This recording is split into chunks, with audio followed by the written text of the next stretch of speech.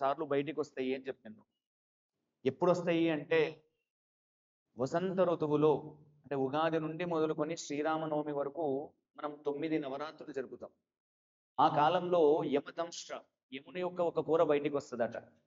మళ్ళీ ఆశ్వీజ శుద్ధ పాడ్యమి నుండి మొదలుకొని ఆశ్వీజ శుద్ధ నవమి వరకు, దసరా వరకు ఈ నవరాత్రులు ఏవైతే ఉన్నాయో ఈ నవరాత్రుల్లో ఇంకో యముని యొక్క కూర బయటికి వస్తుంది అని చెప్పిండ్రు.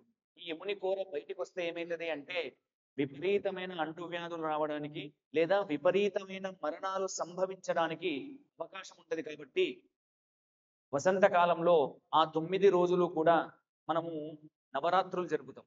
అక్కడ జరిపే ఆ నవరాత్రి పూజలు ఏవైతే ఉన్నాయో అప్పుడు యమదంష్ట్ర ద్వారా ఎటువంటి ఇబ్బంది లేకుండా మనం ముందరికి పోవడానికి అవకాశం కలిగితే, దాని తర్వాత మళ్ళీ ఈ ఆశ్వయుజ మాసంలో ఈ 9 రోజులు కూడా యమకోరల నుండి సనాతన హైందవ ధర్మం ఏం కోరుకుంటుంది అంటే సర్వే జనాః సుఖినో భవంతు, లోకా సమస్తాః సుఖినో భవంతు. లోకమంతా సుభిక్షంగా ఉండాలి. ఏ ఏ వ్యక్తి అంటువ్యాధితో బాధపడినా కూడా, మరణించినా కూడా అది లోకమంతా ఆటంకంగా ఉంటది. కాబట్టి లోకమంతా సుభిక్షంగా ఉండాలి అని మనం ఈ నవరాత్రి ఉత్సవాలు చేస్తూ ఉన్నాం. అయితే వసంత ఋతువు నుండి మొదలుకొని వసంత ఋతువు ప్రారంభమైన తర్వాత వసంత నవరాత్రుల్లో ఉగాది రోజు మనకు కొత్త సంవత్సరం ప్రారంభమవుతుంది. కొత్త సంవత్సరం ప్రారంభమవుతుంది. అక్కడ అప్పుడు ఏ మాసం ఉంటుంది అంటే చైత్రమాసం ఉంటుంది. చైత్రమాసంలో మనం ఉగాది పండుగను జరుపుకుంటాం. అంటే చైత్రమాసం పాడ్యమి నుండి మొదలుకొని నవమి వరకు 9 రోజులు జరుపుకుంటాం. మనం మామూలుగా లెక్కలోకి తీసుకుంటే మొత్తం మనకి ఎన్ని నక్షత్రాలు ఉన్నాయంటే 27 నక్షత్రాలు ఉన్నాయి. ఈ 27 నక్షత్రాల్లో 13 నక్షత్రాల తర్వాత వచ్చే 14వ నక్షత్రం ఏది అంటే చిత్తా నక్షత్రం వస్తుంది. తర్వాత మళ్ళీ 13 నక్షత్రాలు ఉంటాయి. అంటే మధ్యలో ఉన్న నక్షత్రం చిత్తా నక్షత్రం తీసుకొని కలియుగంలో యుగానికి ఆది ఉగాది అవుతుంది కాబట్టి, ఉగము అంటే నక్షత్రం, నక్షత్ర ఆది అవుతుంది కాబట్టి చిత్తా నక్షత్రంతో మొదలైన చైత్ర మాసాన్ని తీసుకొని పౌర్ణమి నాడు ఏ నక్షత్రం అయితే ఉంటుందో ఆ మాసానికి ఆ పేరు వస్తుంది అని మనం వివిధ సందర్భాల్లో ఎక్కడో చదివి ఉంటాం. ఇప్పుడు ఈ మాసానికి ఆశ్వయుజ మాసము అని పేరు ఉంది. ఆశ్వయుజ మాసము అని పేరు రావడానికి గల కారణం ఏంది అంటే పౌర్ణమి నాడు అశ్విని నక్షత్రం ఉన్న కారణం చేత ఈ మాసానికి ఆశ్వయుజ మాసము అని పేరుంది. ఆశ్వయుజం తర్వాత కార్తీకం వస్తుంది. కృతికా నక్షత్రం పౌర్ణమి నాడు ఉన్న కారణం చేత ఆ మాసానికి కార్తీకము అని పేరు వచ్చింది. మీరు ఏ మాసాన్నైనా తెలుగు మాసాన్ని తీసుకోండి, పౌర్ణమి నాడు ఏ నక్షత్ర సంబంధమైన పౌర్ణమి ఉందో ఆ మాసానికి ఆ పేరు. మార్గశిరం ఉంది అంటే మృగశిర నక్షత్రం ఉంటే మార్గశిర మాసం. పోయిన నెల భాద్రపద మాసంలో మనం ఉన్నాం. ఉత్తరాభాద్ర లేదా పూర్వాభాద్ర నక్షత్రం ఉంటే భాద్రపద మాసం. కాబట్టి పౌర్ణమి రోజు ఏ నక్షత్రం అయితే ఉంటుందో ఆ నక్షత్ర అనుసంధానంగా ఆ మాసం వచ్చింది. కాబట్టి చైత్ర మాసము అనేది పౌర్ణమి నాడు చిత్తా నక్షత్రం ఉన్న కారణం చేత ఆ మాసానికి చైత్ర మాసము అని పేరు వచ్చింది. చిత్తా నక్షత్రము అనేది ఉగ నక్షత్ర, ఉగము అంటే నక్షత్రం కాబట్టి నక్షత్ర లెక్క ఎట్లా తీసుకున్నారు అంటే మధ్యలో ఉన్న నక్షత్రాన్ని తీసుకున్నారు. కాబట్టి చిత్తా నక్షత్రం మనం పండుగ చేసుకున్నాం ఉగాదిని. ఆశ్వీజ మాసము నక్షత్రాల్లో మొదటి నక్షత్రం అశ్విని నుండి ప్రారంభమవుతుంది. కాబట్టి మళ్ళీ ఇక్కడ ఈ నవరాత్రులను మనం చేస్తూ ఉన్నాం. కాబట్టి ఈ 2 నవరాత్రుల్లో కూడా యమ కోరలు బయటికి వస్తాయి. కాబట్టి ఆ యముని కోరల వల్ల ప్రజలకు ఎటువంటి ఇబ్బంది లేకుండా మనం ఈ నవరాత్రులను జరుపుకుంటూ ఉన్నాం. అందుకే దేవాలయాల్లో అర్చన చేసిన, ఎక్కడ అమ్మవారిని పెట్టినా లోక కళ్యాణార్థం అనే ఒక మాట మాట్లాడి పూజలన్నీ చేస్తారు. ఎందుకంటే లోకం అంతా సుభిక్షంగా ఉండాలి, లోకంలో సకాలంలో వర్షాలు పడాలి, లోకంలో అంటువ్యాధులతో ఎవరూ బాధపడకూడదు. కాబట్టి ఇటువంటి స్థితి ఎవరికి రాకూడదు అని మనం పూజ చేస్తూ ఉన్నాం. కాబట్టి వీటిని మనం శరన్నవరాత్రులు అని పిలుస్తూ ఉన్నాం. ఒక అద్భుతమైన శ్లోకాన్ని ఈరోజు మనం చెప్పుకోబోతున్నాం. అంటే దానికంటే ముందు భాగవతము అన్న మాట వచ్చినప్పుడు, భాగవతము మనకు మొత్తం 18 పురాణాల్లో ఒక పురాణం. అయితే ఈ భాగవతము చాలామంది కథలు వినేటప్పుడు ఎవరు ఏ కథ చెప్పినా కూడా వ్యాసుడు ఇచ్చిన 18 మహాపురాణాల నుండే కథ చెప్తారు. ఎవరు చెప్పినా లేదా ఉప పురాణాల నుండో కథ చెప్తారు. మొట్టమొదట అసలు పురాణము అన్న మాట మనం తీసుకుంటే పురాణానికి కొన్ని లక్షణాలు ఉంటాయంట. చాలా మంది తెలిసి తెలియని వాళ్ళు ఏం మాట్లాడతారు అంటే పురాణాలు అంటే పుక్కిడి కథలేమో కథలు చెప్తారు అని అనుకుంటారు. పురాణము అంటే కథలే. అంటే జరిగిన యథార్థమైన వాస్తవాలే ఆ రూపంలో మనకు చెప్తారు. అయితే పురాణానికి ఎటువంటి లక్షణం ఉంటది అంటే సర్గశ్చ ప్రతిసర్గశ్చ వంశో మన్వంతరాని చ వంశానుచరితం చైవం పురాణం పంచలక్షణం. సర్గశ్చ ప్రతిసర్గశ్చ వంశో మన్వంతరాని చ వంశానుచరితం చైవం పురాణం పంచలక్షణం. ఏదైనా ఒక పురాణం మనకి ఏదైనా ఒక మాట చెప్తుంది అంటే ఏం చెప్తుంది అంటే సర్గశ్చ సృష్టి ఏ రకంగా జరిగింది అనేది చెప్తుంది. సృష్టి అనేది మనందరం ఏమనుకుంటాము అంటే కాలగణన మనకున్న జ్ఞానంతోనే ఇది చాలా గొప్పది అని అనుకుంటాం. ఒక 120 సంవత్సరాలు మనిషి యొక్క ప్రమాణము ఆయు ప్రమాణం అయితే ఈ 120 సంవత్సరాల్లో మనం ఆలోచించే ఆలోచననే చాలా గొప్పది అని అనుకుంటాం మనం. కానీ జేమ్స్ స్మిత్ అని ఒక పాశ్చాత్యుడు చెప్పిండు భారతదేశం యొక్క కాల గణన చాలా గొప్పదయ్యా అని చెప్పిండు. ఆయన ఏదో నోటి మాట ద్వారా ఈ కాల గణన గురించి చెప్పలే. భారతదేశం యొక్క కాలగణన ఎంత గొప్పది అనే మాటకు వచ్చినప్పుడు మనకు మొత్తం 4 యుగాలు ఉన్నాయి. ఈ 4 యుగాలని సత్యయుగము, త్రేతాయుగము, ద్వాపర యుగము, కలియుగము అని పిలుస్తాం. ఈ 4 యుగాల్ని కలిపితే ఒక మహాయుగము అని పిలుస్తాం. ఇటువంటి మహాయుగాలు 71 మహాయుగాలైతే ఒక మన్వంతరము అని పిలుస్తాం. ఇటువంటి 14 మన్వంతరాలైతే ఒక కల్పము అని పిలుస్తాం. ఒక కల్పము అంటే బ్రహ్మగారికి ఒక పగలు అని అర్థం. 2 కల్పాలు అంటే బ్రహ్మగారికి ఒక రోజు అని అర్థం. మరి అట్లాంటప్పుడు ఇప్పుడు మొత్తం 14 మన్వంతరాలు ఉన్నాయనుకున్నాం. ఈ 14 మన్వంతరాల్లో మనం 7వ మన్వంతరంలో ఇప్పుడు శ్వేతవరాహ కల్పంలో 7వ మన్వంతరంలో వైవస్వత అనే మన్వంతరంలో ఒక్క మన్వంతరంలో 71 మహాయుగాలు ఉన్నాయని చెప్పినాం. ఇప్పుడు మనము 28వ మహాయుగంలో కలియుగంలో మనం ఉన్నాం. కలియుగం ప్రారంభమై నేటికి 5126 సంవత్సరాలు గడిచిపోయింది. చాలా మంది 2020లో కలియుగం అంతమవుతుంది అని అనేక రకాలుగా సోషల్ మీడియా ఈరోజు ఎట్లా ఉంది అంటే అబద్ధాన్ని అసలు ఇదే చండీలో అమ్మ చెప్తుంది, అరే మీరంతా మోహంలో ఉన్నారు నాయన అని చెప్పింది. మోహం అంటే ఏంది అంటే మాయనే మోహము అని చెప్పింది. మాయ ఏంది అంటే నామరూపాలే మాయ. ఏంది నామరూపాల మాయ అంటే సత్యాన్ని తెలుసుకోలేకపోవడం ఒక అబద్ధం అయితే అసత్యాన్ని సత్యం అనుకుంటున్నాం. కలి యొక్క ప్రభావం చేత అమ్మ యొక్క మాయ చేత మనందరం ఏం చేస్తున్నాం అంటే సత్యాన్ని తెలుసుకోలేకపోతున్నాం. ఒకటి అసత్యాన్ని సత్యం అనుకుంటున్నాం. కలియుగము మొత్తం 4,32,000 సంవత్సరాలు ఉంటుంది. 4,32,000 సంవత్సరాల్లో ఇప్పుడు ప్రారంభమై నేటికి కలియుగం 5,120 సంవత్సరాలు మాత్రమే అయింది. ఇంకా చాలా కాలం ఉంది. కలియుగం అంతం అనేది లేదు అసలు. ఇప్పట్లో లేదు. ఇంకా 4,27,000 సంవత్సరాలు కావాలి కలియుగం అంతం కావాలంటే. మనం కలియుగంలో మొదటి పాదంలోనే ఉన్నాం. 3 పాదాలు ఉంటాయి. కాబట్టి జరిగింది అనేది చెప్తున్నారు. నీళ్ళ నుండి మొదలుకొని విష్ణు యొక్క నాభికం నుండి బ్రహ్మ వచ్చిండు. బ్రహ్మ నుండి ఏ రకంగా సృష్టి జరిగింది అనేది పురాణం చెప్తుంది. సర్గశ్చ సర్గము అంటే సృష్టి, ప్రతిసర్గశ్చ అంటే సృష్టి తర్వాత మళ్ళీ ఏమైతుంది అనేది చెప్తుంది. వంశో ఒక వంశం గురించి చెప్తుంది. రాముడు ఉన్నాడు, రాముని యొక్క తండ్రి ఎవరు, ఆయన తండ్రి ఎవరు, ఎక్కడి నుండి రఘువంశం ప్రారంభమైంది, ఎక్కడి నుండి ఇక్ష్వాకు వంశం ప్రారంభమైంది, ఎక్కడి వరకు వచ్చింది, రాముని తర్వాత ఎవరున్నారు, మొత్తం వంశం గురించి చెప్తుంది. మన్వంతరానిచ 14 మన్వంతరాలు మనకున్నాయని ఇంతకుముందే మనం చెప్పుకున్నాం. అట్లా 14 మన్వంతరాలు స్వయంభువు నుండి మొదలుకొని 14 మన్వంతరాల్లో ఏ మన్వంతరంలో ఏ కార్యక్రమాలు జరిగినాయి, ఎన్ని కల్పాలైనాయి, ఏ కల్పంలో ఏ రాక్షసుని అమ్మవారు సంహరించింది, విష్ణుమూర్తి వచ్చిండు ఇత్యాదివన్నీ కూడా మన్వంతరాల గురించి పురాణం చెప్పింది. వంశానుచరితం చైవం ఆ వంశం గురించి చెప్పడం కాదు, ఆ వంశంలో వాళ్ళు ఉన్న చరిత్రలు. ఈరోజు రాముని గురించి మనం మాట్లాడుతున్నాం, లేదా నలుని గురించి మనం మాట్లాడుతున్నాం, దమయంతి గురించి మనం మాట్లాడుతున్నాం, ఇత్యాది విషయాలన్నీ కూడా వంశం చరితంతో సహా మొత్తం పురాణం చెప్పింది. కాబట్టి అటువంటి పురాణము 18 పురాణాలుగా వ్యాసుడు మనకు అందించిండు. కాబట్టి అటువంటి పురాణాల్లో భాగవతము అనేది ఒక పురాణం. ఇక్కడ భాగవతము అని తీసుకున్నప్పుడు భాగవతము రెండు రకాలుగా ఉంది. ఒకటి కృష్ణ భాగవతము, ఒకటి దేవి భాగవతము. ఈ రెండు రాసింది వ్యాసుడే. అయితే భాగవతానికి కొన్ని లక్షణాలు ఉంటాయంట. ఆ లక్షణాలు ఏం చెప్పిండ్రు అంటే, గాయత్రి మంత్రం గురించి ఎక్కడైతే చెప్తారో అది భాగవతము అని చెప్పిండ్రు. అంటే భాగవతం ఉంది అంటే గాయత్రి యొక్క స్వరూపాన్ని చెప్తారు. హయగ్రీవ వృత్తాంతాన్ని ఎక్కడైతే చెప్తారో అది భాగవత లక్షణము అని చెప్పిండ్రు.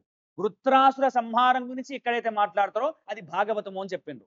అయితే కాకతాళీయమో వ్యాసుని యొక్క సృష్టో తెలియదు కానీ కృష్ణ భాగవతంలో గాయత్రి గురించి చెప్పబడ్డది, హయగ్రీవ స్వామి వృత్తాంతం చెప్పబడ్డది, వృత్రాసుర సంహారం చెప్పబడ్డది. ఇంకా విశేషం ఏంది అంటే కృష్ణ భాగవతం కానీ దేవీ భాగవతం కానీ 12 స్కందాలే, కృష్ణ భాగవతం కానీ దేవీ భాగవతం కానీ 18,000 శ్లోకాలు. భాగవతము అన్న మాట తీసుకున్నప్పుడు దేవి వచ్చినప్పుడు దేవి గురించి మొత్తం చెప్పిండు, అవే 18,000 శ్లోకాలు, అవే 12 స్కందాలు. కృష్ణుని గురించి చెప్పినప్పుడు అదే 18,000 శ్లోకాలు, అదే 12 స్కందాలుగా మనకు చెప్పబడుతుంది. కాబట్టి ఉన్నది ఒకటే స్వరూపము. ఆ స్వరూపము ఆయా రూపంలో వచ్చినప్పుడు ఆయా స్థితుల్లో బయటికి వచ్చింది అని మనకు అదో అర్థమవుతుంది. అయితే ఇప్పుడు నేను చెప్పే శ్లోకం ఏదైతే ఉందో దేవి భాగవతంలో వ్యాసుడు మనందరి కొరకు గాయత్రి మంత్రాన్ని బయటికి చెప్పకూడదు, వేదపాత్రంతో సమానము అంటే ఒకటి నిద్రాభంగము. రాత్రి నిద్రపోతున్న వ్యక్తిని అకారణంగా నా మాట, నేను ఏదైనా ఒక మాట మాట్లాడేటప్పుడు ఆలోచించి మాట్లాడతా. చాలా సంవత్సరాల క్రితం, ఒక 16 సంవత్సరాల క్రితం నేను ఇదే ఒకానొక సభలో పాలమూరులో మాట్లాడేటప్పుడు లలితా సహస్రనామాలు గనక విసర్గలు లేకుండా చదివితే తల్లిదండ్రులు చంపిన పాతకం వస్తుంది అని చెప్పి నేనేం చెప్పినా అంటే, మనం లలితా సహస్రనామాలు చదివేటప్పుడు అనేక తప్పులు చదువుతాం.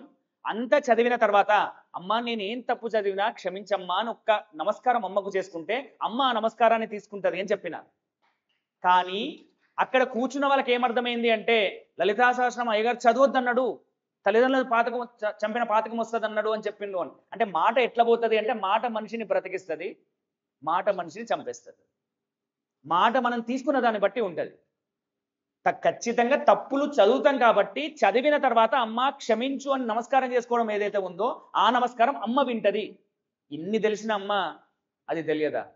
తెలుస్తుంది అమ్మకు. కాబట్టి ఆ రకంగా ఏ సమయంలో నిద్రాభంగం చెయ్యకూడదు అంటే అకారణంగా, కారణం లేకుండా నిద్ర లేపకూడదు. కారణం ఉంది అంటే నిద్ర లేపొచ్చు. మళ్ళీ చెప్తున్నా, కారణం ఉంది ఖచ్చితంగా నిద్ర లేపాలి అంటే నిద్ర లేపొచ్చు. అకారణంగా ఏం పని లేకుండా పైశాచిక ఆనందంతో నిద్ర లేపితే బ్రహ్మహత్య పాతకం వస్తుంది. తర్వాత కథాభంగం. నేను కథ చెప్పడానికి కూర్చున్నా. కథ చెప్పేటప్పుడు ఏ ఒక్క వ్యక్తి వల్ల నేను కథ చెప్పడం ఆపేసి నేను వెళ్ళిపోయినా అంటే ఆపిన వ్యక్తికి బ్రహ్మహత్య పాతకం వస్తుంది. కథని భంగం చెయ్యకూడదు. పురాణ శ్రవణం చెప్పేటప్పుడు ఎట్టి పరిస్థితుల్లో పురాణ శ్రవణాన్ని ఆపకూడదు. ఒకవేళ ఆపినట్టయితే ఎవరైతే ఆపుతారో అతనికి బ్రహ్మహత్య పాతకం వస్తుంది. దాంపత్య భేదము. భార్యాభర్తలు ఇద్దరు ఉన్నప్పుడు వాళ్ళిద్దరి మధ్య గొడవలు పెట్టి వాళ్ళిద్దరూ విడిపోవడానికి కారణమైన వ్యక్తికి బ్రహ్మహత్య పాతకం వస్తుంది. సాధ్యమైనంత వరకు మనం భార్యాభర్తల్ని కలిపే ప్రయత్నం చేయాలి. ఎటువంటి దోషాలున్నా ఆ ఇద్దరి దోషాల్ని సమన్వయం చేసి కలపాలి, కానీ విడగొట్టే ప్రయత్నం చేయకూడదు. ఎవరైతే విడగొట్టే ప్రయత్నం చేస్తారో విడగొట్టిన వానికి బ్రహ్మహత్య పాతకం వస్తుంది. తల్లి బిడ్డ ఇద్దరిని కూడా విడగొట్టకూడదు. ఒకవేళ విడగొట్టినట్టయితే బ్రహ్మహత్య పాతకం వస్తుంది. అంటే బిడ్డ ఉంది, బిడ్డను అమ్మడం కానీ ఇంకోటి కానీ చేయకూడదు అని చెప్తున్నారు. కాబట్టి ఇవన్నీ కూడా బ్రహ్మహత్య సమానాలు. కాబట్టి నేను నిద్రాభంగం చెయ్యలేను అని వంబ్రి అన్నది, చెదపురుగు అన్నది. అప్పుడు బ్రహ్మ అన్నాడు, నువ్వు చేసేది లోక కళ్యాణం కొరకు చేస్తున్నావు. అసలు విష్ణువుని ఎందుకు నిద్రలేపమన్నాము అంటే ఒక యాగం తలపెట్టాలనుకున్నాం.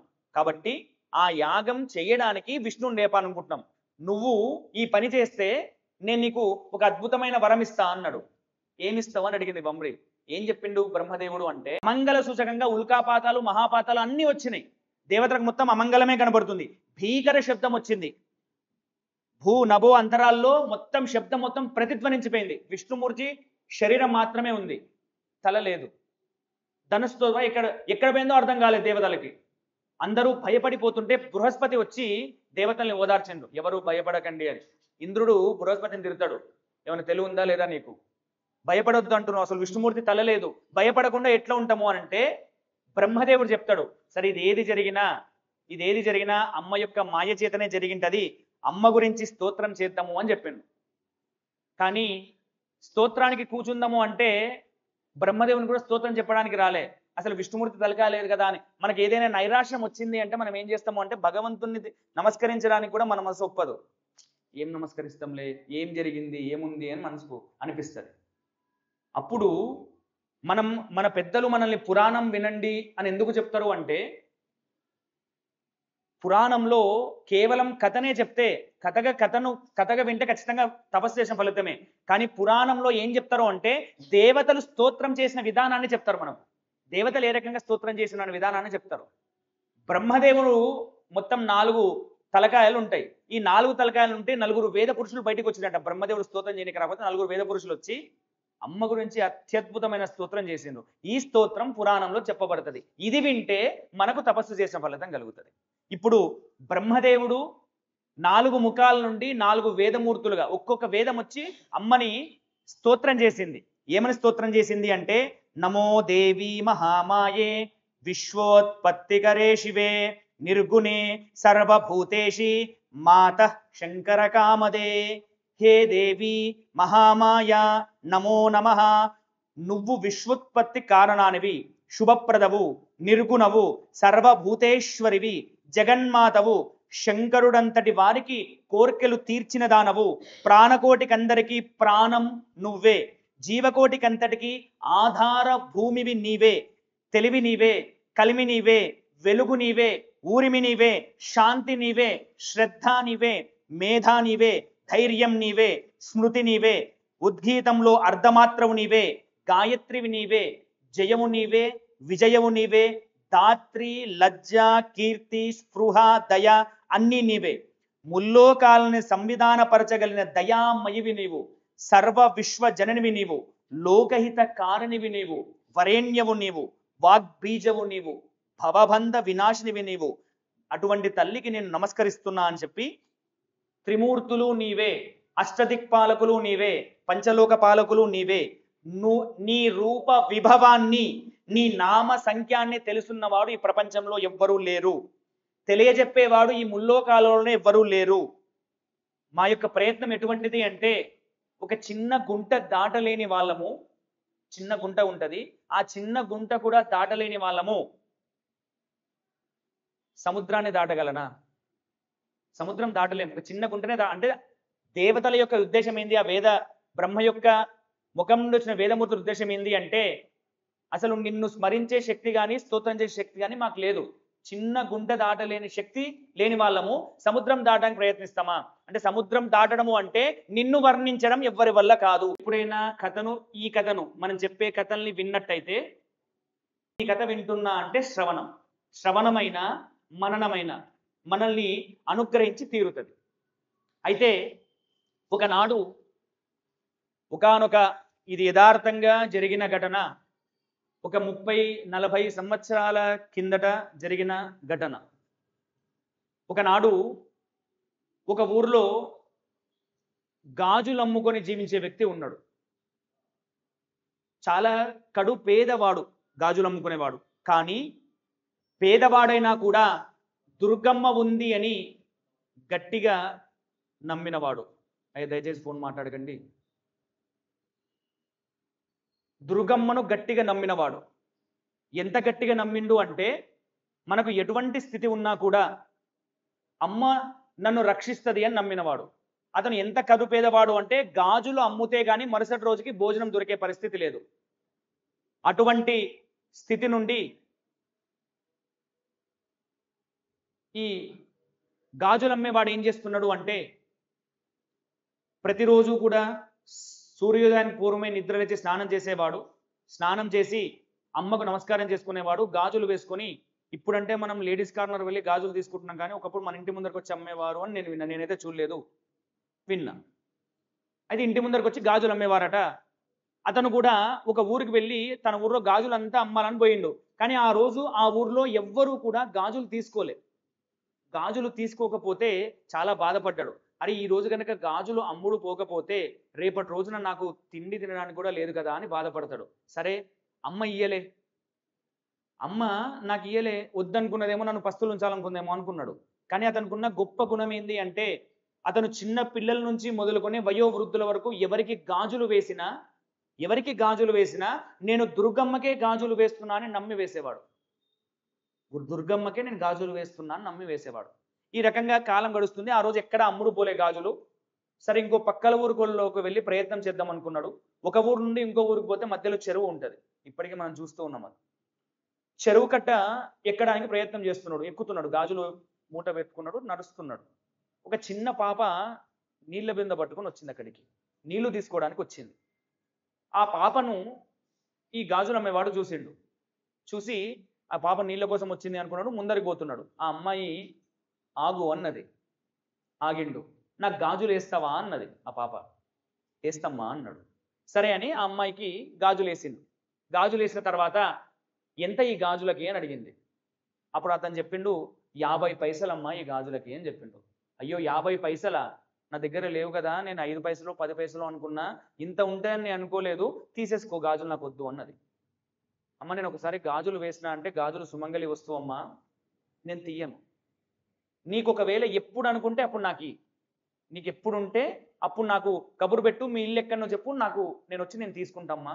నేను చేసుకొని నాయన కుంకుమ భరణి ఇప్పుడు లేదు కానీ మీ నాన్నగారు ఆ కుంకుమ భరణిలో అమ్మవారిని పెట్టుకొని పూజ చేసేవాడు, కుంకుమార్చన చేసేవాడు కుంకుమ భరణికి. ఆ కుంకుమ భరణి ఎక్కడనో లోపల ఉందేమో అని అంటది. ఈ బ్రాహ్మణుడు లోపల పోతాడు. ఆ దేవతా మందిరంలో పైన ఏదో అర తీసి చూస్తే బూజు పట్టి ఉంటుంది, చిన్న కుంకుమ భరణి ఉంటుంది. అది తీసి బూజు తీసి కుంకుమ భరణి పైన మూత తీస్తాడు. అందులో 50 పైసలు ఉంటాయి. 50 పైసలు తీస్తే మళ్ళీ ఇంకో 50 పైసలు వస్తాయి. తీసే కొద్దీ 50 పైసలు వస్తున్నాయి. అక్కడ 9-10 నాణాలు తీసుకొని బయటికి వచ్చిండు. బయటికి వచ్చి దుర్గాదాసుని ఎవరయ్యా నీకు చెప్పింది అని అడిగిండు. చెరువు కట్ట దగ్గర ఒక పాప బిందె పట్టుకొని వచ్చింది, ఆ పాప చెప్పింది అని. ఈ బ్రాహ్మణుడు బలబల ఏడుస్తాడు. అయ్యా నాకు నిజంగా కూతురు లేదు, నాకు కూతురు లేదు, వచ్చింది ఎవరో కాదయ్యా జగదంబ వచ్చింది, నన్ను కూతురు అన్నదా అన్నది.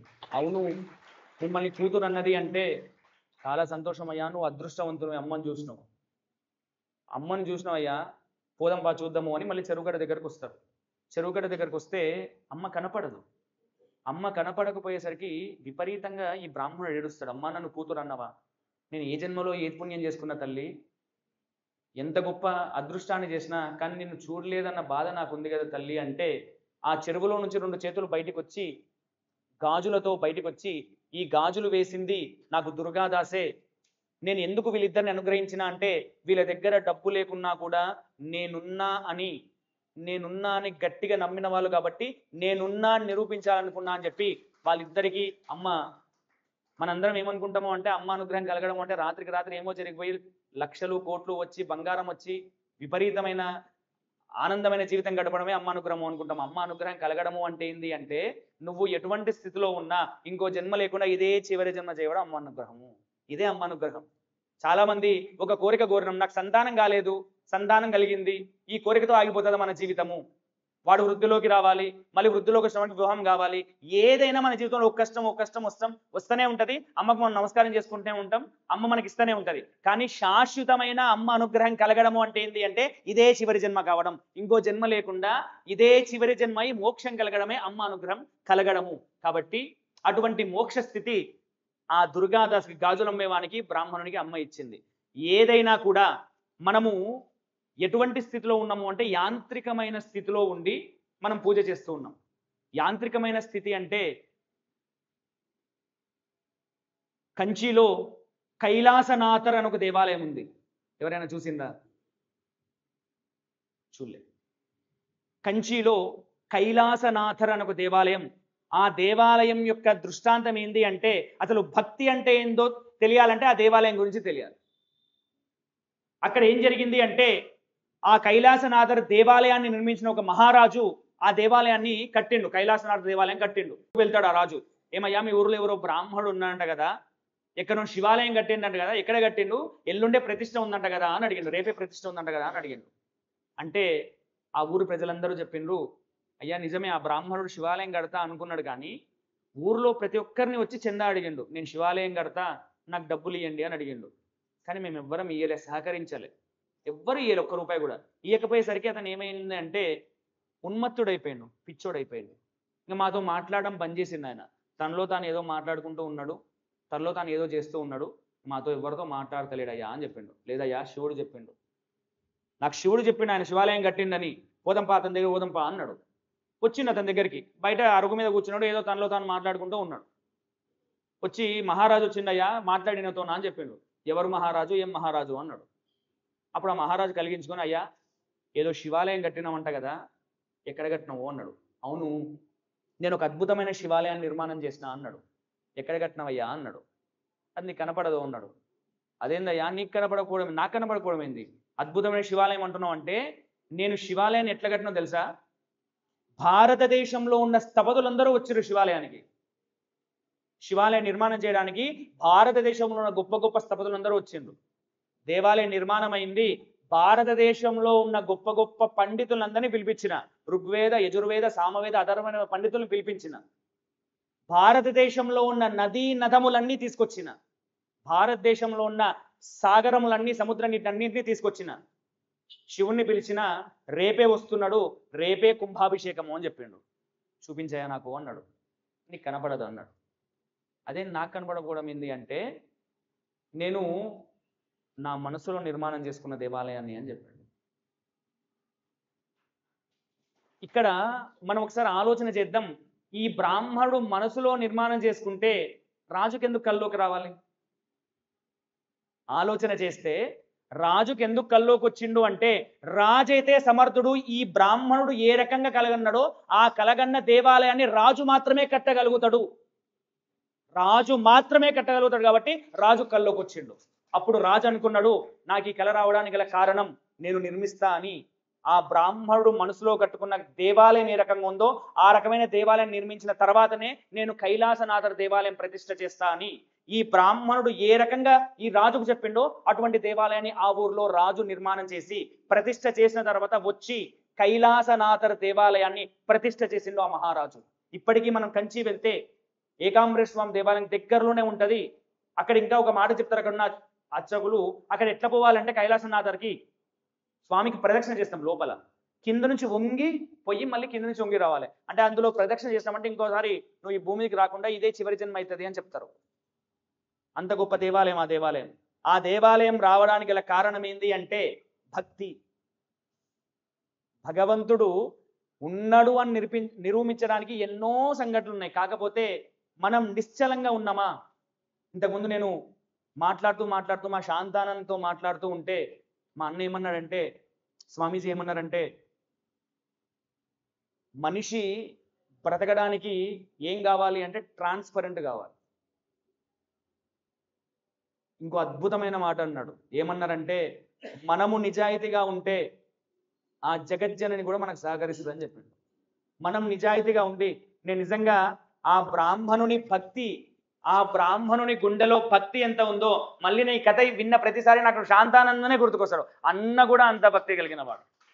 అన్న ధర్మనగరిగా నారాయణపేట చేస్తా అని సంకల్పం ఏదైతే ఉందో చేసి తీరుతాడు. ఎందుకంటే మనసులో గట్టిగా నిర్మాణం చేసేసుకున్నాడు, గూడు కట్టేసుకున్నాడు. ఇక ఆ గూడు ఈశ్వరుడు ఏదో రకంగా చేసి తీరుతాడు అని చెప్పడంలో ఎటువంటి సందేహం లేదు. కాబట్టి మనకు సప్త మోక్షపురులు అని 7 మోక్షపురులు ఉన్నాయి. అయోధ్య, మధుర, మాయ, కాశీ, కాంచి, అవంతిక, ద్వారక. 6 మోక్షపురులు ఉత్తర భారతదేశంలో ఉంటే ఏకైక మోక్షపురి దక్షిణ పథంలో ఉంది, అది కాంచీపురం, కంచి. మోక్షపురము అన్న మాటకు అర్థమైంది అంటే అటువంటి పురంలో మనం అడుగు పెడితే, అసలు మోక్షము అన్న మాటకు మన పెద్దలు ఏం చెప్తారు అంటే, ఏదో ఈ శరీరం వదిలిపెట్టిన తర్వాత వచ్చేది కాదు. ప్రతి మనిషికి కూడా చక్రాలు ఉంటాయి, 6 చక్రాలు ఉంటాయి.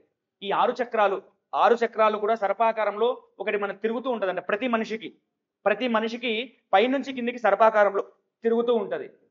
ముక్తి రావడం అంటే ఏంటి అంటే కింది నుంచి పైకి కూడా, మూలాధారం నుంచి సహస్రారం పోవడం ముక్తి అని చెప్తారు. అది ఎక్కడో లేదు, ఈ జన్మలోనే మనం సంపాదించుకోవాలి అని చెప్తారు. కాబట్టి అటువంటి మోక్షపురులు 7 ఉన్నాయి. అటువంటి దేవాలయాల సందర్శన, క్షేత్ర సందర్శనాలు చేస్తే ఏదో ఒక రోజు ఏమవుతుంది అంటే మనము కూడా ఈ షట్చక్ర భేదనం చెయ్యాలి అనే ఆలోచన మనసులోకి వస్తుంది. ఆ షట్చక్ర భేదనం చేయాలంటే నేను అనుకుంటే చెయ్యను, ఒక గురువు రావాలి. ఒక గురువు అనుకుంటే షట్చక్ర భేదనం చేయగలుగుతాడు. ఆ గురువుని అటువంటి క్షేత్రాలకు వెళ్ళినప్పుడు ఆ క్షేత్ర దేవత మహిమ చేత ఒక గురువు లభిస్తాడు. ఆ గురువు ఏం చేస్తాడు అంటే షట్చక్ర భేదనం చేస్తాడు. ఇంకో జన్మ లేకుండా ఇదే చివరి జన్మ చేస్తాడు. కాబట్టి అటువంటి కాంచీపురంలో జరిగిన యథార్థమైన ఘటన మనం చెప్పుకుందాం. అమ్మ దయ ఉంటే, అమ్మ దయ మన మీద ఉంటే, నేను చాలాసార్లు చెప్పిన కొటేషన్ కూడా ఉంటుంది, అమ్మ దయ ఉంటే అన్నీ ఉన్నట్టే. త్రిపురాంతకం వెళ్తే అక్కడ రాసింటారు బాలాదయ ఉంటే అన్నీ ఉన్నట్టే అని రాసిన పైన. అమ్మ దయ ఉంటే అన్నీ ఉన్నట్టే. అమ్మ దయ కావాలి. అది ఎట్లా ఉంటది అంటే అమ్మ దయ మన మీద వర్షించాలనుకుంటే, కంచిలో ఒక శ్రీ విద్యా ఉపాసకుడు ఉండేవాడు. ఈ శ్రీ విద్యా ఉపాసకుడు ప్రతిరోజు కూడా అమ్మను కొలుస్తూ ఉండేవాడు. అమ్మ దేవాలయం ముందర కూర్చొని కళ్ళు మూసుకొని అమ్మ గురించి మంచి తపస్సు చేసేవాడు. తపస్సు చేస్తుంటే అమ్మ అనుకుంది, వీని ఏ రకంగానైనా అనుగ్రహించాలి అనుకుంది. అమ్మ అనుగ్రహం మన మీద కలగడము అంటే మనందరం ఏమనుకుంటామంటే అమ్మ 10 చేతులతోనో 4 చేతులతోనో మన ముందరకు వచ్చి దర్శిస్తుంది అని అనుకుంటాం. మన మాంస నేత్రాలకు అమ్మ ఆ రకం కనపడదు. ఎట్లొస్తుంది? దైవం మానుష్య రూపేణ. అమ్మ రావాలి, అమ్మ అనుగ్రహించాలి అనుకుంది అంటే ఒక మానవ రూపంలో వస్తుంది. అమ్మ వచ్చింది, ఒక ముత్తైదు రూపం వేసుకొని వచ్చింది. కొప్పు కట్టుకుంది, పూలు పెట్టుకుంది, పాపడ స్థానంలో బొట్టు పెట్టుకుంది, నుదురుగు బొట్టు పెట్టుకుంది, గాజులు వేసుకుంది, గొలుసులు వేసుకుంది, కళ్ళు కళ్ళు అంటూ నడుచుకుంటూ వచ్చింది. ఆ గజ్జల శబ్దానికి ఇతను కళ్ళు తెరిచి చూసిండు. మనకు లలిత సహస్రనామాల్లో ఒక అద్భుతమైన నామం ఉంటుంది, తాంబూల పూరిత ముఖి అనే నామం ఉంటుంది. దీని అర్థం ఏంటి అంటే అమ్మవారు ఎప్పుడు తాంబూల శరవణం చేస్తుందట. తాంబూలాన్ని వేసుకుంటుంది అమ్మవారు. అటువంటి తాంబూలాన్ని వేసుకున్న అమ్మవారు నోట్లో తాంబూల పిడిచబెట్టుకొని వచ్చింది. వచ్చి ఈ శ్రీ విద్యావసంలోకి వచ్చింది. కళ్ళు తెరిచి చూసిండు. ఏం కావాలి అన్నాడు. నోరు తెరువురా, తాంబూల పిడిచేస్తా అన్నది. ఇతను శ్రీ విద్యా ఉపాసకుడే కానీ అహంకారం ఉన్నవాడు. మనకు ఎన్ని విద్యలు ఉండని, నేను ఎంత మాట్లాడే శక్తి ఉండని, నా దగ్గర ఎంత గొప్ప విభూతి ఉండని, నేనేమనుకుంటున్నా అంటే ఇదే నాకు చాలా గొప్పది అనుకుంటున్నా. గ్రీనింగ్ పెట్టే సంతకం ఉంది, గ్రీనింగ్ సంతకం పెట్టినా అంటే నా అంతటి వాడు లేడు అనుకుంటా. ఎంతవరకు పెడతాం? 62 సంవత్సరాల వరకు పెడతాం. తర్వాత ఆ సంతకానికి గ్రీనింగ్కు పనే ఉండదు. 5 సంవత్సరాల వరకు అతను సర్పంచో, ఎమ్మెల్యేనో, మంత్రో, ముఖ్యమంత్రో, ప్రధానమంత్రో అవుతాడు. 5 ఏళ్ల వరకు నా అంతటి వాడు లేడు అంటాడు. 6వ సంవత్సరం గెలిస్తే 10 సంవత్సరాలు, ఇంకా గెలిస్తే ఇంకో 5 సంవత్సరాలు, గెలిస్తే ఇంకో 5 సంవత్సరాలు. ఎన్ని రోజులు బ్రతుకుడు? కారే రాజులు రాజ్యములు గెలువరే వారేరి. నా అంతటి వాడు లేడు, ఈ ప్రపంచం మొత్తం జయించినా అని చెప్పిన వాడు ఉన్నాడా? లేడు. కాబట్టి అహంకారం అనేది ముందరికి వస్తే మనం పడిపోతాం. ఎంత విద్య వచ్చినా భగవంతుడు ఉన్నాడు అని నమ్మితే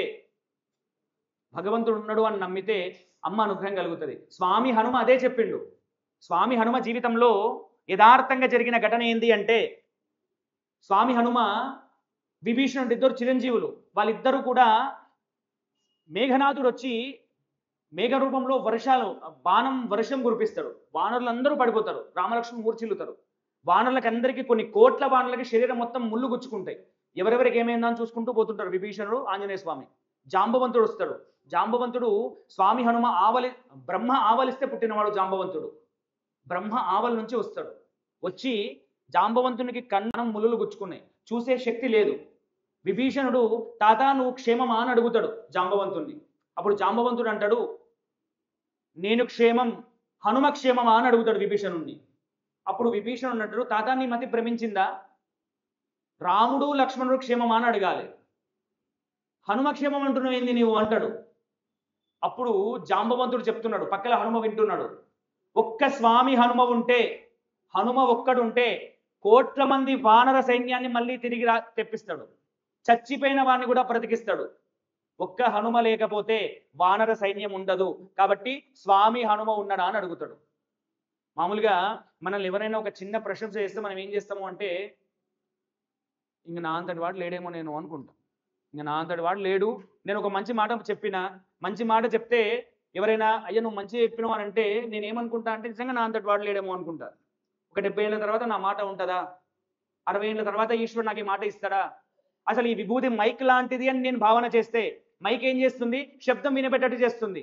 మైక్ నేను, శబ్ద స్వరూపం అమ్మ అని నేను వాస్తవంలోకి ఇమడగలిగితే అహంకారం అనేది ముందరికి రాదు. స్వామి హనుమ ఏం చేసిండు అంటే జాంబవంతుడు చెప్పిన మాటలకు పొంగిపోలేదు. జాంబవంతుడు ఏమన్నాడు, అసలు ఈ కోట్ల వానర సైన్యం బ్రతకాలంటే స్వామి హనుమ ఒక్కడే ఉండాలన్నాడు. అంటే హనుమకి ఏం రావాలంటే అహంకారం రావాలి. కానీ హనుమకు అహంకారం రాలే. జాంబవంతుని పాదాలకు తాకి తాత స్వామి హనుమ క్షేమము అన్నాడు. హనుమ క్షేమము, నీ క్షేమం కోరుకుంటున్నాడు అని చెప్పిండు. అప్పుడు సంజీవిని పర్వతాన్ని తీసుకుని ఎంత రామాయణం మనకు అవసరం లేదు. ఇప్పుడు ఎనికొద్దాం. ఈ రకంగా అహంకారంతో ఉన్నాడు ఈ శ్రీవిద్యా ఉపాసకుడు. చాలా అహంకారంతో ఉన్నాడు. ఆడదాని ఎంగిల్ ఏం తీసుకోవడానికి పక్కకు ఉన్నాడు. వచ్చింది అమ్మ అని గుర్తించలేకపోయింది తను. అహంకారం మనిషిని పడగొడుతుంది.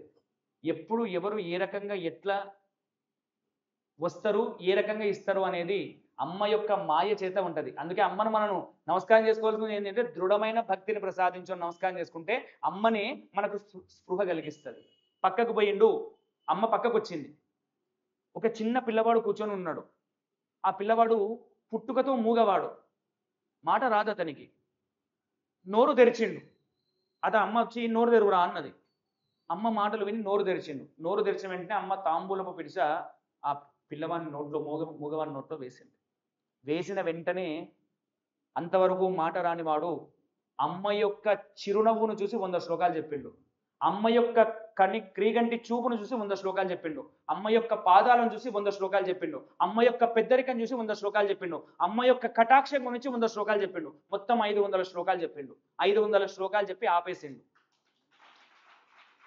ఆపి అమ్మ చాలా సంతోషించింది. నాయనా నా కొరకు 500 శ్లోకాలు చెప్పినావు కదా, నీకేం వరం కావాలి నాయనా అని అడిగింది. అప్పుడు ఆ మూగవాడు అన్నాడు, అమ్మ పుట్టుకతో నాకు మాట రాదు, నీ అనుగ్రహం చేత 500 శ్లోకాలు చెప్పిన. నేను మళ్ళీ నాకు మాట వస్తే నేను ఏం చేస్తా అంటే నేను అనవసరపు మాటలు మాట్లాడతా. మాట్లాడకూడని రీతిలో మాటలన్నీ మాట్లాడతా. ఒక వ్యక్తిని దూషిస్తా. ఒక వ్యక్తిని నాకు నాలుక ఉంది కదా అని ఏదైనా చేసేస్తా. నా చివరి ఈ 500 శ్లోకాలే కావాలి. ఇంకో చెడ్డ మాట నా నోట్లో నుంచి రాకూడదమ్మా, నాకు మాట తీసే అన్నాడు. అమ్మ తదాస్తు అన్నది, మాట తీసేసింది. ఇది మనం అందరం ఏమనుకుంటాం అంటే కథనేమో ఇది అనుకుంటాం. ఇది కథ కాదు అని చెప్పడానికి మూక శంకరులు అని మూక పంచశతి అని ఇప్పటికీ 500 శ్లోకాలు లభ్యమైతే మనకు మూక పంచశతి అని. ఇది రాసింది మూక శంకరులు. దీన్ని కంచి కామకోటి పీఠాధిపత్యం ఈ మహానుభావుడు 21వ పీఠాధిపతిగా పీఠాధిపత్యం వహించిండు. ఇప్పుడు కంచి కామకోటి పీఠం 70వ పీఠాధిపతి శంకర విజయేంద్ర సరస్వతి స్వామివారు ఉన్నారు. ఇది జరిగిన యథార్థమైన ఘటన. 21వ పీఠాధిపతి మూగవాణిగానే శంకర పీఠాధిపత్యం కామకోటి పీఠాధిపత్యం వహించిండు. అతన్ని ఏమన్నారు అంటే మూక శంకరులు అన్నారు. ఇది కథ కాదు, యథార్థంగా జరిగిన ఘటన.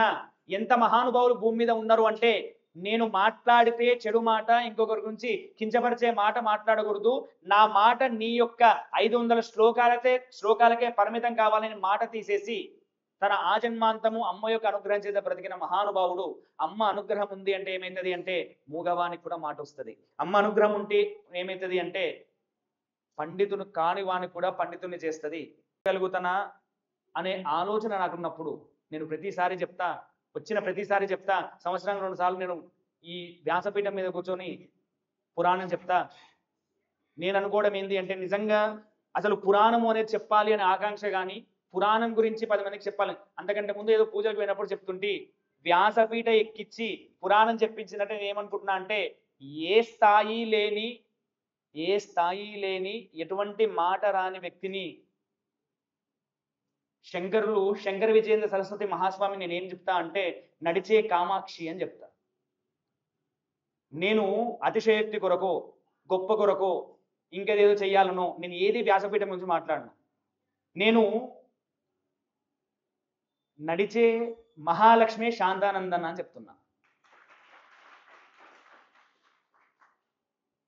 నా వరకు నేను వ్యాసపీఠం మీద కూర్చొని మాట్లాడిన అంటే దాని తర్వాత మళ్ళీ అనేక నా ఊపిరి శివుడు అని నేను నమ్ముతా. నాకు ఇష్టమైన ప్రదేశం ఇప్పటికైనా నా మనసు వ్యాకులత చెందింది అంటే నేను శ్రీశైలం పోతా. అటువంటి శ్రీశైలంలో నా వాణిని వినిపించగలిగిన అంటే దానికి మూలం శాంతానందన్న. అక్కడ కూర్చున్న మహాలక్ష్మి అన్న రూపంలో ఆవహించి నన్ను ఈ వ్యాసపీఠం మీద కూర్చోబెట్టి నాతో పలుకులు పలికించి ఏ మాట రాని వ్యక్తిని అసలు మాటనే రాని వ్యక్తిని వ్యాసపీఠం ఎక్కించింది అంటే అమ్మ కృప కాకపోతే, అమ్మ దయ కాకపోతే ఇక ఇంకోటి లేదు. కాబట్టి అటువంటి అమ్మ దయ అందరికీ ఉండాలని, ఇటువంటి పురాణం చెప్పే శక్తి భగవంతుడు ప్రసాదించాలని, అహంకారం దరిచేరకుండా నేను హనుమత్ కళ్యాణము అనేది చేసినప్పుడు అనేక రకాలుగా నా మనసు వ్యాకులత చెందింది. అసలు స్వామి హనుమత్ కళ్యాణం ఏంది అన్నారు, బ్రహ్మచారి కళ్యాణం ఏంది అన్నారు. ఆర్థికంగా చాలా ఇబ్బంది అంటే ఎదుర్కొంటున్న సమయంలో నేను ఒకనాడు శాంతానంద దగ్గరికి వచ్చిన. అన్న దగ్గరికి వచ్చి అన్నకు నమస్కారం చేసుకొని, అన్న ఇట్లా కార్యక్రమం అనుకున్నా కానీ మనసు వ్యాకులత ఉంది, నేను ఎందుకు ఈ కార్యక్రమం పెట్టుకున్నా అని చాలా బాధ అవుతుందన్న అంటే, అన్న ఒక మాట చెప్పిండు. ఇది 2018వ సంవత్సరంలో జరిగిన ఘటన. మహాలక్ష్మి అమ్మవారి అనుగ్రహంతో నీ కార్యక్రమం దిగ్విజయం చెందుతుంది శ్రవణ్, నువ్వు దిగులు చెందకు పో అన్నాడు. నేను గట్టిగా నమ్మిన. అన్న మాటలు నాకు ఒక ఉత్తేజాన్ని ఇచ్చినాయి. ఒక అన్న 7:50 ఒక్క నిమిషం అయిపోగొడతా. ఒకనాడు ఆసు బ్రహ్మానందరెడ్డి సీఎం, అతని పేరు అదే అనుకుంటున్నా నేను, సీఎంగా బ్రహ్మానందరెడ్డి, అతను సీఎంగా ఉన్నప్పుడు తిరుమలలో ఏమనుకున్నారు అంటే, టీటీడీ చైర్మన్గా ఉన్న వ్యక్తి తిరుపతిని ఆనంద నిలయంలో 2 గోడల్ని విడగొట్టేసి భక్తులు పోవడానికి సులభంగా ఏర్పాటు చేద్దాము అని అనుకున్నారు. అంటే ఇప్పటికీ మనం ఏం చేస్తున్నాం అంటే, లోపలికి ఎట్లా పోతున్నాం మళ్ళీ బయటికి ఎట్లే వస్తున్నాం కాబట్టి భక్తులకు సులభంగా చేయాలి, ఆనంద నిలయంలో ఉన్న గోడల్ని తీసేయాలి అనే ఆలోచన చేసి అందరూ ఏకగ్రీవ నిర్ణయానికి వచ్చిండు. అక్కడ ఉన్న స్థపతి ఏం చేసిందంటే, అయ్యా ఇది జరగకూడదు, ఇట్లా జరగకూడదు, ఇది పద్ధతి కాదు, వెంకటేశ్వరుడు అక్కడ ఉండకుండా పోతాడు అని చెప్తే ఇంలేదు ఎవరు. లేదు నువ్వు సంతకం పెట్టాలని సభ సంతకం పెట్టి ఒక రోజంతా నిద్ర తిండి ఆహారాలు పనిచేసి చాలా బాధపడి కంచి స్వామి దగ్గర పోతాడు. స్వామి మీకు తెలియకుండా ఇది జరుగుతుంది, మహాస్వామి వారు ఉన్నప్పుడు చంద్రశేఖర సరస్వతి మహాస్వామి, స్వామి మీరు ఉన్నారు మీకు తెలియకుండా ఇది జరుగుతుంది అంటే, నాయన నువ్వు బాధపడకు, తప్పకుండా వెంకటేశ్వర స్వామి ఏదో రూపంలో అది జరగకుండా చేస్తాడు అని చెప్పిండు. వచ్చి పడుకున్నాడు. పడుకుంటే అతను రాసుకున్న మాట ఇది. నేను రాత్రి పడుకున్న, ఉదయం లేచేవరకు నాకు ఒక నూతన ఉత్తేజం వచ్చింది. ఆ ఉత్తేజంతో నేను చేసినట్టు ముఖ్యమంత్రి దగ్గరికి పోవాలనిపించింది. అప్పటికప్పుడు నేను ముఖ్యమంత్రి దగ్గరికి పోయినా. తెల్లవారుదాం 3:30 అవుతుంది. అక్కడ వాళ్ళందరూ కూడా ఈ సమయంలో వచ్చినవి అన్నారు. ముఖ్యమంత్రిని కలుద్దామని వచ్చినా అంటే, ముఖ్యమంత్రి కూడా నీతో మాట్లాడుతులేదో తెలియదు కానీ ఒకసారి బయటకు వచ్చినప్పుడు నీవు కనపడేటట్టు ఉండు, ఒకవేళ నీతో మాట్లాడితే సంతోషం, లేదంటే ఏం చేయలేమో అన్నారు. సరే అని గణేశం అతని స్థపతి పేరు, అతను వచ్చి నిలబడ్డాడు. కాసుల బ్రహ్మానంద రెడ్డి గారు చూసిండు. ఏం గణేశం గారు ఇక్కడ వచ్చిండ్రు అన్నాడు. మీతో ఒక్క నిమిషం మాట్లాడాలంటే చెప్పండి అంటే, ఈ రకంగా ఆలయానికి విరుద్ధంగా ఇది జరుగుతుంది, ఇది జరగకుండా ఉంటే బాగుంటది అని చెప్తే, వెంటనే ఆ సంబంధించిన చైర్మన్ గారు ఫోన్ చేస్తే, అయ్యా నేనే మీ దగ్గరికి రావాలనుకున్నా, ఒక నిర్మాణాన్ని చేద్దాం అనుకున్నాం, ఈరోజే అందరు సంతకాలు తీసుకున్నాము, ఈరోజు వస్తున్నాం, రేపు ఈ కార్యక్రమాన్ని తలపెట్టబోతున్నాము అని చెప్తే, ఆ ముఖ్యమంత్రి గారు చెప్పిండంట, వద్దు అది ఆపేసేయండి అని చెప్పిండంట. ఆ స్థపతి రాసుకున్నాడు, ఇదంతా కూడా మహాస్వామి అనుగ్రహం, నేను రాత్రి పడుకుంటే ఒక ఉత్తేజం నాకు వచ్చింది, ఆ ఉత్తేజం మహాస్వామి అని చెప్పిండు అతను. కాబట్టి నేను ఆ రోజు హనుమత్ కళ్యాణం చెయ్యాలి అని నిర్ణయించుకున్నప్పుడు నా మనసంతా వ్యాకులతో ఉండి, ధర్మాన్ని పట్టుకుంటే ఎందుకు ఇన్ని కష్టాలు వచ్చినాయని నా మనసు వ్యాకులతో నారాయణపేట వచ్చిన. ధర్మనగరి నారాయణపేట అని చెప్పిన సందేహం లేదు. వచ్చిన తర్వాత అన్న చెప్పిన తర్వాత ఎటువంటి సందేహం లేకుండా కార్యక్రమం అయిపోతుంది, నువ్వు దిగ్విజయంగా పో అంటే, అప్పట్లో ఒక 3.5 లక్షలు పెట్టి కళ్యాణాన్ని చేసిన నేను, ఏది చేసినా వ్యాసపీఠం మీద ఉంది కూర్చొని చెప్తున్నా, ప్రమాణం లేకుండా నేను ఏది చేయను, ప్రమాణంతోనే ఏదైనా చేస్తా.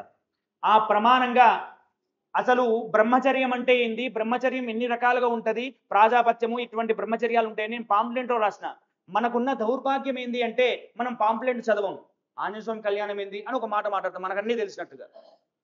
మనకు అన్నీ తెలుసు, మనమే అన్ని వ్యాసులము పరాశులం అన్ని మనమే అనుకుంటాం. ఏదైనా ఒక విషయాన్ని ఎవరైనా చెప్పినప్పుడు, కలియుగంలో అశ్వమేధ యాగం చేయకూడదు, ఒకవేళ నేను అశ్వమేధ యాగం చేసినా అంటే నాకు పాపం వస్తుంది. ఏది చెయ్యకూడదో అది చెయ్యకూడదు, ఏది చెయ్యాలో 10 మందికి చెప్పాలనుకున్నప్పుడు అది చేసి తీరాలి. కాబట్టి సప్రమాణంగా చెయ్యాలనుకున్నప్పుడు పంచభూతాలు కూడా సహకరిస్తాయి. ఆ రోజు అన్న చెప్పిన మాట కారణం చేత జ్యేష్ఠ శుద్ధ దశమి రోజు స్వామి హనుమ కళ్యాణం అయింది అని చెప్తే, జ్యేష్ఠ శుద్ధ దశమి రోజు చేసిన అనేక ఆటంకాలు వచ్చినా కూడా కార్యక్రమాన్ని దిగ్విజయం చేసుకున్నా. నేను అనేక పర్యాయాలు చెప్పిన ఈ మాటని, ఆ రోజు మీరు ఇచ్చిన ఉత్సాహమే నన్ను నడిపించిందన్నా అని చెప్పిన. కాబట్టి ఇంత గొప్ప అవకాశాన్ని ఇచ్చినందుకు శాంతానందన్నకి కృతజ్ఞత ఆవిష్కారాలు తెలియజేస్తూ, ఏదైనా నేను మాట్లాడిన మాటల్లో తప్పులుంటే అవన్నీ కూడా జగదంబ పాదాలకు అర్పిస్తూ స్వస్తి.